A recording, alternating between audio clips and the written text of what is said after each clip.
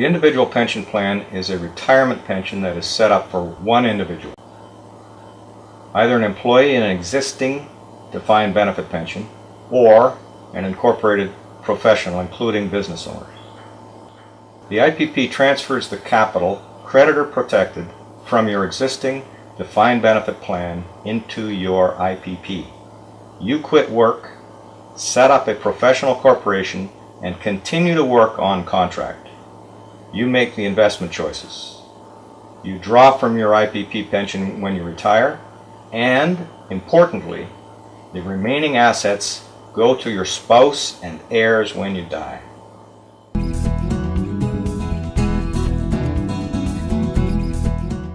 Hi, I'm John Chevreau, financial columnist, and I'm here today talking to Bruce Youngblud, certified financial planner and Canadian investment manager. And we're talking about the individual pension plan, or IPP. So Bruce, tell us exactly what an IPP is. John, an individual pension plan is a Canada Revenue Agency approved pension, normally set up for one individual. There are two groups likely to set up the IPP. One is a person in a defined benefit pension at work, and we'll start by discussing that scenario. The other is the incorporated professional or business owner. We'll discuss that second scenario later in this interview.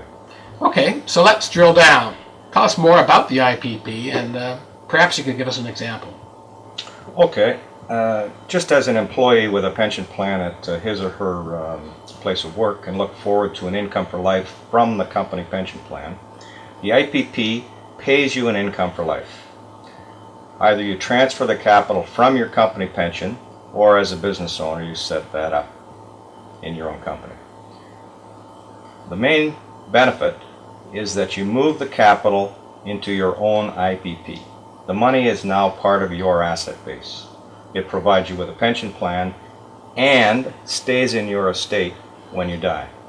For example, let's say you worked for company XYZ for 30 years. You wish to retire someday. The commuted value of your existing pension stands at about $750,000. You move that money to your IPP with no tax on transfer. The funds remain creditor protected. You become an employee of your corporation. Very importantly, you continue to work at your profession. When you retire, you draw a pension. Any money remaining on your death goes to your spouse, your children, or other beneficiaries. Bruce, when should an employee consider moving capital out of their pension plan and into an IPP? You will want to set up an IPP as you approach retirement. Don't wait until you have retired, as the IPP requires that you continue to work for a few years after the setup. So Bruce, why is now the best time to make this transfer? Good question, John. The time is now because interest rates are low. The calculation of a pension plan's commuted value generally results in higher amounts when interest rates are low.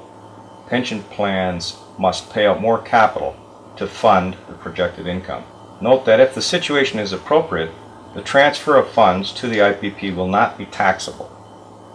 The transfer of money between pension plans can be done as a tax-free rollover, the same as when an employee goes to work for a new company and his or her pension follows. Anytime assets are transferred out of a pension plan, the actuarial calculation considers current interest rates. As you know, interest rates are at all-time lows. This translates into higher payout amounts from guaranteed pension plans. The best time is now. As interest rates move higher, payout amounts will decline. So Bruce, I guess an IPP doesn't sound like it's for everybody, but there are certain groups that it is ideally suited for. Yeah, good point. In my experience, there are four primary candidates for the IPP.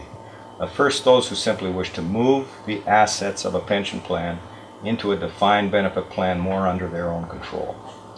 Secondly, if you're single with kids and you just quote-unquote take the pension at work, that income normally stops when you die.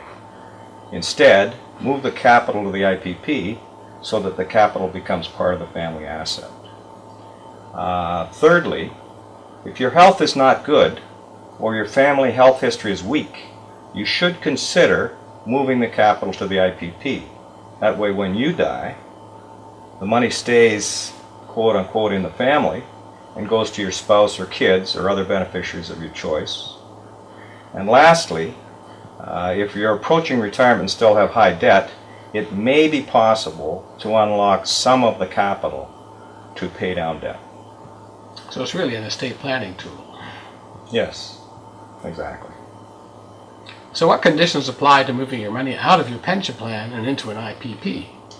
The principal condition, John, is that you continue to work. This will likely be as an employee of your own corporation. Canada Revenue Agency expects you to keep working for a few years before you start to draw your IPP pension. So Bruce, maybe you can give us an example. Harry works for a major corporation. He has worked there for 25 years, he's married, has 3 adult children. Harry's decided to continue to work for a few more years yet. He's faced with a choice. Simply work as his dad did, then draw a pension on retirement. Alternatively, Harry can set up the IPP now and continue to work as a consultant through his own corporation. So, he leaves his employer, then sets up an incorporated consulting firm and continues to work at a similar income level. When he does retire in a few years, Harry will draw his pension the same way that his co-workers do.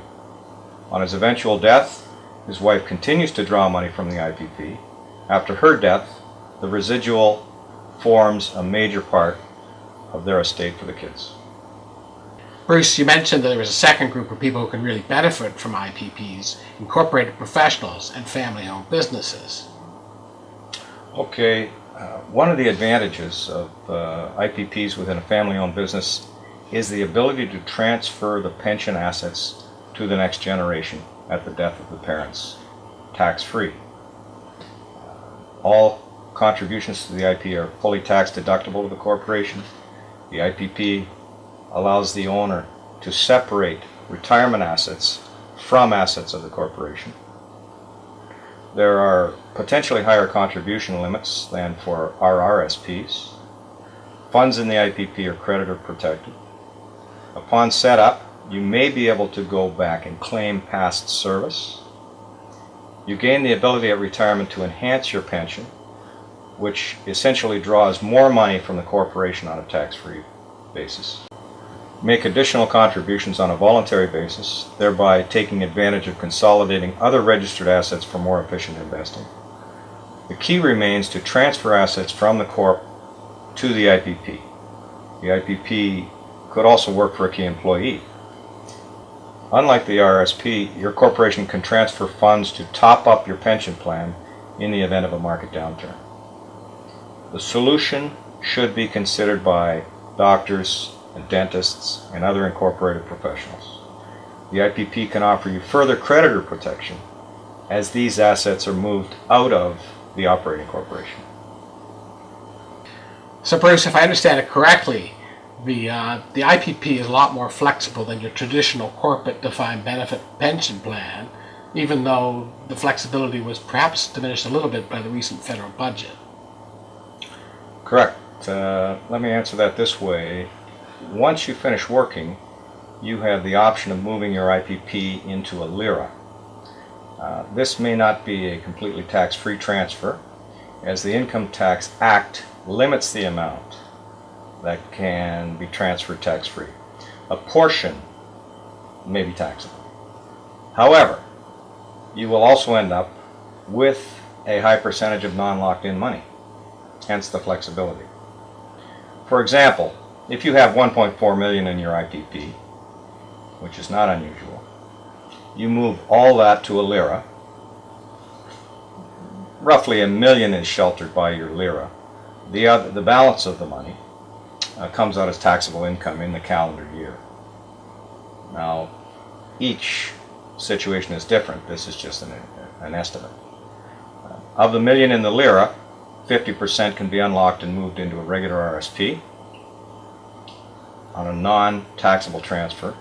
It will still be taxable on drawing, but the point is, it's now in a non-locked-in RRSP.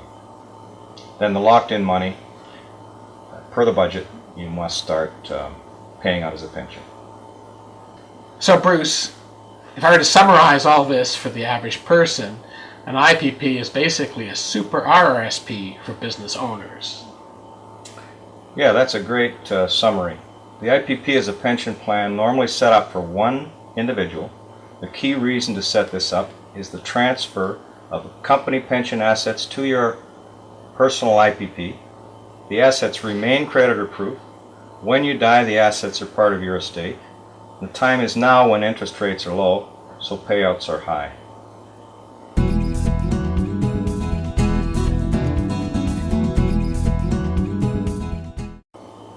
Thanks for watching. You can contact us at individualpensionplan.tv. Call my office at 905-648-9933 or email me, bruce@individualpensionplan.tv. Thank you. Thanks, John. Thank you, Bruce.